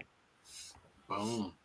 Well, we're coming to that end of the thing here. Oh, I see Chris jumped in. What up, Chris? We're about to land this plane. What you doing? How you doing today? I'm good. I just have to jump on. I just had a quick question. I typed it in the chat, but I'll just ask in person. So I was considering, looking in the Missouri area there. If I wanted to do this absentee, is that a good place to start still as a newbie, or because my market is a little bit pricey? You want the book answer or the real answer? No, the real answer.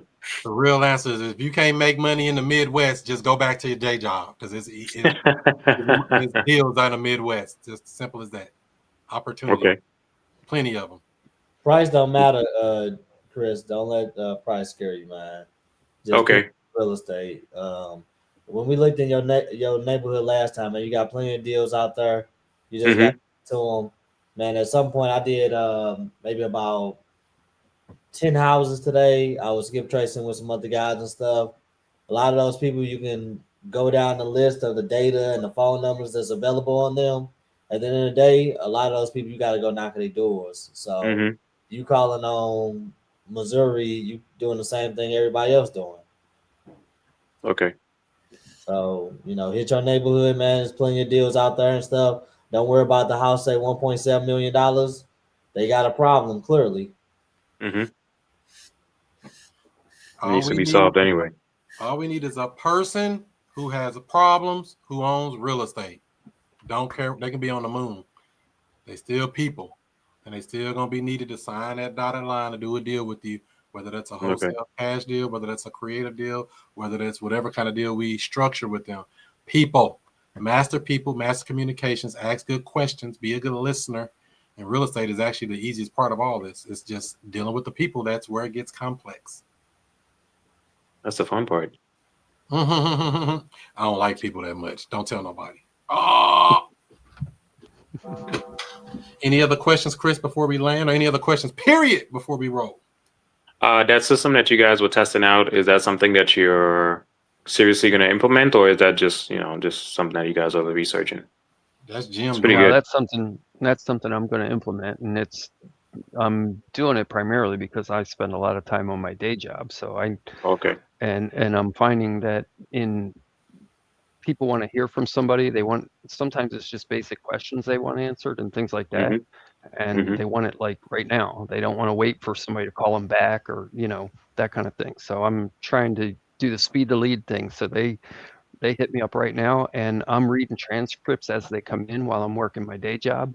And so Okay. if I see something that I know is a really motivated person, then I Mhm. can jump right on that phone call. And so it's just a way of call screening. It's Oh, like you can Chris is going intercept. with voicemail. Mhm. I can You could just intercept. intercept it and just jump on. Yep. That's great. Yeah, I And like Yeah, the way the did, AI was very did you make your responsive. landing page already for this? Not yet.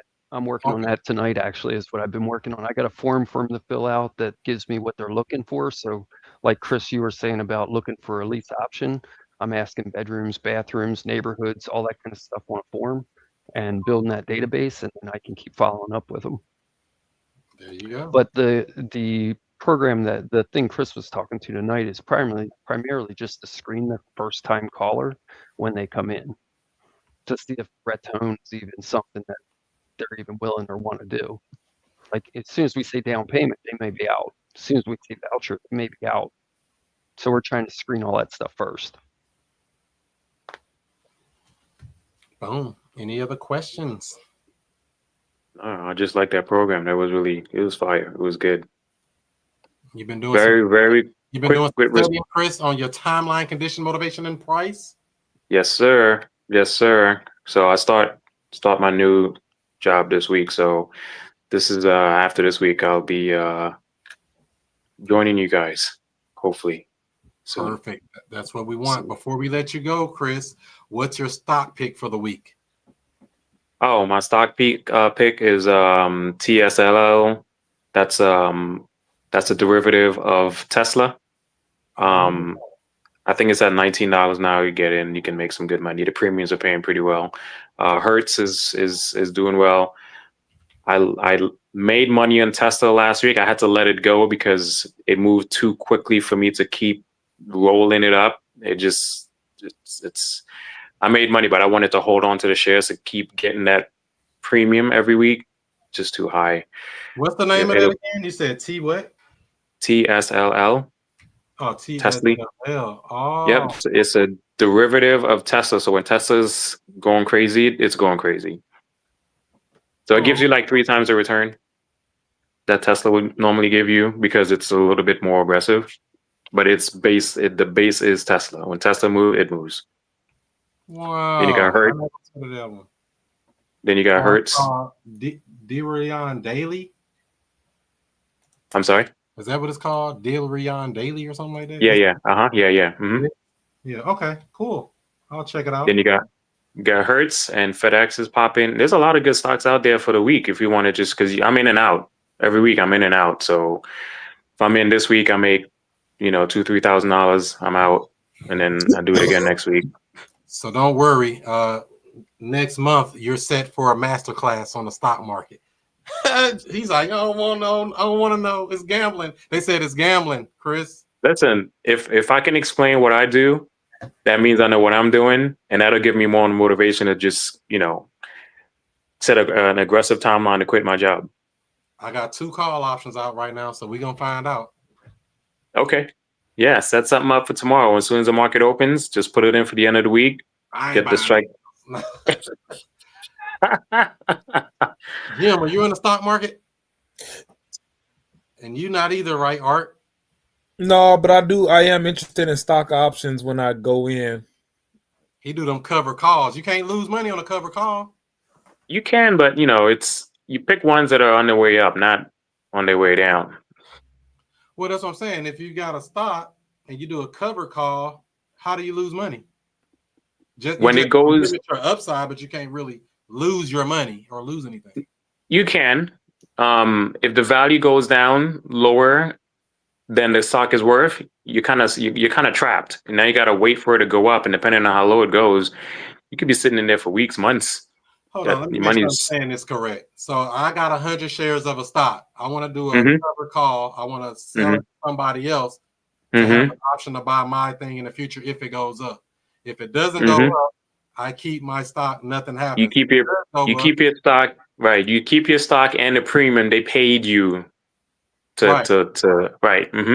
But if it goes down, I just keep my stock. I still nothing happened. I just get to keep. Yeah, you keep your stock, but the value that you pay for the stock is now lower. So now, let's say you pay 30 grand for that 100 stocks, and it goes down to 28,000. You're down the difference. But The value is worth I less. was holding it anyway. You didn't lose it, but the value was less. So if you needed to get that money out now to do something with it, you're talking about flipping money. I'm talking about just where you can only make money, you can't lose money. That's what I'm saying. right? Unless you sell the shares because you need the money, then yeah, it's a realize. You get to realize, whatever the value is. But if you hold on to it, which I mean, I wouldn't recommend. Why would you do that? Because you're trying to make money. So No. You got lost opportunity if you hold on to it, for one thing, and then there's always Exactly. the risk that the company could go belly up, and then you lost everything. I mean, you wouldn't really. I mean, I wouldn't advise in investing in a company that's not stable. Yeah. But Yeah. if they do go down, you have to kind of wait that period out. It could be a month, could be a week. Like I was trapped in Tesla for almost a year. My Tesla I had since last year. I forgot. I think it was like September, and it just went past my point last week, and it went crazy. Because Tesla is volatile.